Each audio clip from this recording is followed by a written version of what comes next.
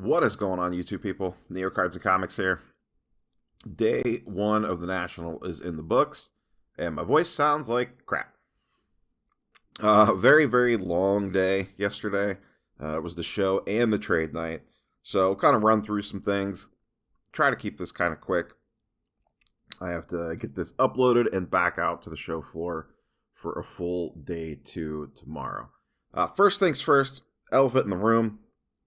If you are coming to the show and you're not here yet, be prepared not to have access to the internet.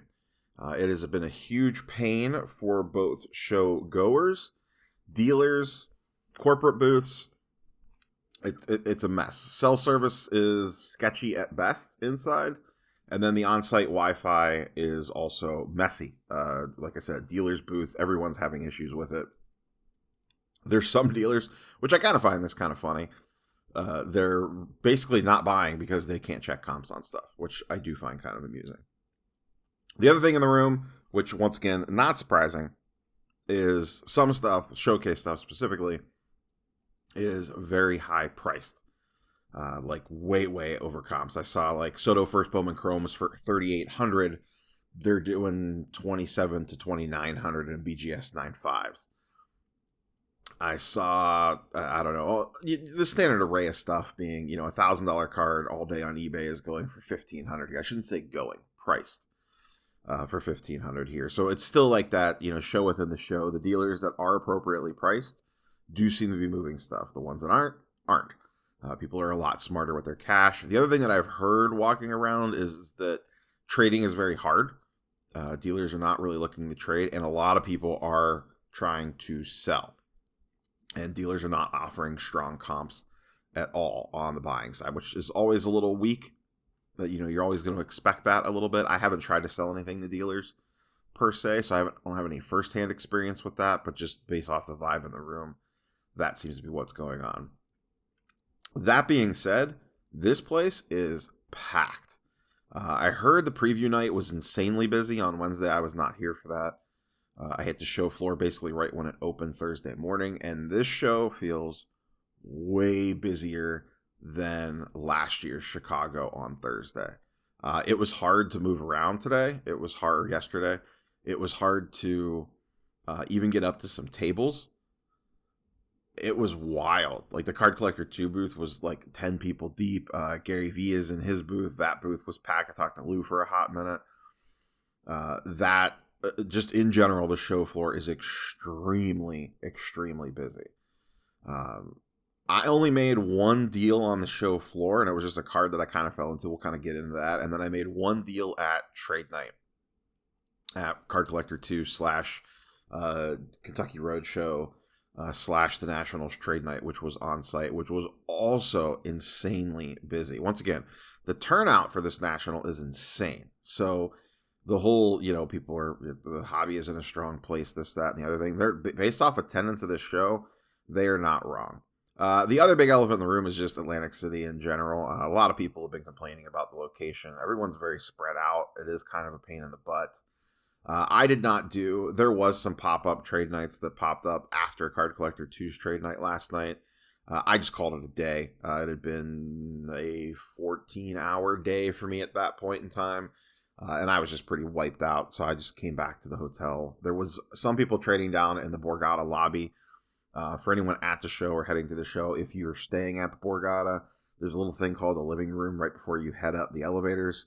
That seemed to be where people were setting up the trade, but you have to be staying here because you need a room key to get access to that spot. I was going to head back down there last night, and I was just too tired. I figured let me get a good night's sleep and hit the ground running. Went past all the major grading booths. The PSA line was out the wazoo. The BGS line was pretty strong as well. I guess there was issues. I don't know the full details with on-site grading because of the internet. That there was issues by both BGS and PSA, but I do not know the details on that. SGC, I did see, their raw card things floating out in cases for sure. And I saw people walking up and submitting cards for that. Didn't look like they had a big line, but I was there first thing in the morning. So I can't get a good vibe for that. I was also stopped by the CSG booth first thing in the morning. Talked to Andy for a brief minute. Talked to Peter at SGC for about 5 or 10 minutes. Talked to Andy just to check in and say hi, to meet him in person, who was, came on to do an interview a few weeks ago. Talked to Susan, their new marketing person. And then the other, swung by the SCI booth, talked to the My Slabs guys, Ken and Matt, for a little bit in the afternoon. So, did all the elbow rubbing and whatnot on the show floor yesterday. But yeah, only one deal. Let's get into some actual cards, and then we'll talk about Card Collector 2 Trade Night, and then kind of wrap this thing up. I gotta get this uploaded and hit the show floor for day 2. So the only thing that I bought on the show floor was kind of a PC card. I mean, I could easily flip this back home if I wanted to, but I'll probably hold on to it. I didn't even know that this card existed. I was just walking past a random table and looked down and saw it, and I was like, what's that go for? And it's just like I said, I didn't even know he was in Topps Dynasty. I think this is from 2016. This is a little Omar Vizquel Topps Dynasty. So on card and then game used patches with a nice 3-color there in the top left and just a straight, blue part of the jersey on the right there. Sorry for the glare. The lighting's not the best. The audio might be a little bit weird. I'm on the backup microphone and don't have a lighting setup. But just a cool little card. Dealer had it stickered at $155. I got it for $120, I believe, which I was perfectly fine paying. I was going to hold off and come back for it later, and then I was like, no, I'll never find this table again. So grab this. My buying on day 1, I was being pretty picky. I kind of wanted to see what happened at trade night and get a feel for the room before I went wild. There was only one other card that I came very close to pulling the trigger on, and I may actually go back for it this morning because it was very well priced, I thought, for what the card was. So I might end up swinging by and seeing if I can get that done. I'm going to pack a little lighter today for the show floor. Even though I packed light yesterday, I brought too much stuff with me on the show floor. It was killing me. So that was the only thing that I bought. I did not see a lot of the stuff that I was specifically looking for. There were some things that caught my eye, though. The other thing, so then let's, that was my only pickup on the show floor. Trade night last night was insane. Absolutely insane. I was in line with Steve and Dustin and Filmington and a couple other content creators to get in, and it was just a sea of people. It started at 6:30. The show ended at 6. We were in line, and we get all the way up to the front. We were in line for a while after the doors opened, like a moving line. And we get up towards the front, and they announce, we're almost at capacity, so, don't throw a fit if you don't get in. We'll let more people in as people leave or whatever. So there's a group of 7, 8, or 9 of us. Stacking Gems was there. We get up to the spot, the checkpoint basically, and they're like, we're full. How many do you have? And we're 7 or 8 or 9 or whatever it was. So we were literally the first ones cut off at the very front of the line, but we got in within 5 minutes so that we could let 20 more in. So they let us in, and then, I think Dan and Merlin, the great curator, and Merlin got caught up in it further back.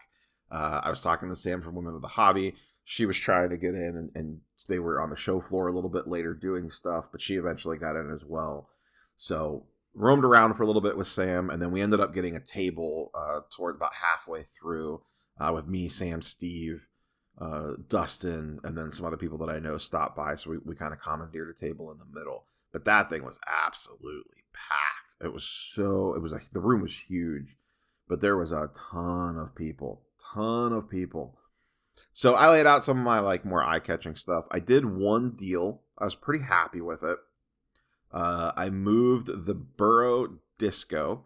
That was the orange disco. They go for about $600. There's recent comps from $550 to $600 to $650. I had it priced at $600. I just averaged the last 3 and rolled with it. So someone came up that was interested in it. I flipped through his stuff. He actually had a KD Topps Chrome PSA 9 that I was, slightly intrigued by. But the one that he had that I got that I really wanted, and I got this card and 110 in cash. We went back and forth over the cash number. I originally wanted 150. I came down to, which would have been me doing it at a full 600. So I said, hey, I'll give you a little bit of a break since you're throwing cash into the deal, and I'll do 125 to make it a 5. We valued the card he was trading me at 450. So that put it at 575, and he's like, I just don't want to get there. And I thought about letting it walk away, and then I was like, we were $15 apart, and I'm like, really, am I going to let this walk over $15? And I really wanted to move off that Burrow, and I really wanted to move into the card that he had, which was a Zion Silver PSA 9. Not a huge card. These are doing anywhere from 400 to 475. Comps were all over the place on this thing. There was a 475, a 400, and a 450. So I valued it at 450, which he agreed with. And like I said, he did 110 cash. So I got 560 out of the Burrow. I probably took a little bit of a loss on that card, but it was a card that I did not want to bring home with me. And I feel more confident in what this is going to do over the next couple months versus the Burrow. Even if this stays flat, I worry about the Burrow potentially backsliding a little bit once the NFL season starts. And moving out of football and into basketball this time of year, I feel like is always a pretty good play. And there's not a lot of Zion on the show floor. People just aren't putting him out because the comps are so low on stuff. So pick that bad boy up. This is my first Zion Silver Prism, I think. I really haven't had Zion stuff since that class first released, and I was ripping a bunch of Mosaic wax. I had a Zion Silver PSA 9 from Mosaic, but this is the first Silver Prism I think I've ever actually had in hand. So PSA 9 definitely off-centered for sure, but we'll see what this ends up doing. Like I said, I was pretty happy with that pickup, and moving out of football into basketball, I think is smart right now. I do worry about Burrow stuff going forward. So I think that's pretty much all I have for you guys and girls today. Saw a lot of people on the show floor, both on the content creation side, the corporate side, just people that watch the channel. Had some really fun conversations with some people. But overall, really, really great time. Like I said, it is really busy. So as I've been saying, interest in the sports card world remains high, even though prices are coming down on a lot of stuff, and there's this weird push-pull between what people are willing to pay and what people are willing to sell for. We'll see if that loosens up as the weekend goes on, but I expect Saturday to be a madhouse. Just based off of today's or Thursday's show attendance, I expect Saturday to be wild. I think you're going to have a lot of people drive in just for the day because of the location of the show. It does sound like next year's in Chicago. I feel like I saw a signing that said Chicago, see you in 2023, Chicago. And then the rumor is maybe Cleveland the year after that. But being back in Chicago again next year will be a breath of fresh air. The Atlantic City situation is just a huge pain just from a social aspect. Like the after-hours show aspect in Chicago is 1,000 times better just because of the proximity that everyone is in together. With everyone being so spread out, you have to Uber everywhere. You can't walk anywhere, or you don't want to walk anywhere. The traffic around the convention center is really bad. I haven't had to deal with it, but I heard parking on site is not great just because of the limited slots and kind of like the lots are kind of smaller and you're kind of spread out and it's kind of not the best areas. So it's just the whole thing is everyone will be glad for it to be back in Chicago next year. I know the internet thing was causing a massive issue. Like I said, for dealers, but a lot of the corporate booths were having big problems. And you just can't have that at a show like this. So, all right, we're going to get this uploaded. Once again, if you see me on the show floor, say hey. We'll catch you guys and girls on the next one. Probably do something very similar to this for tomorrow. But we will see you then. Peace.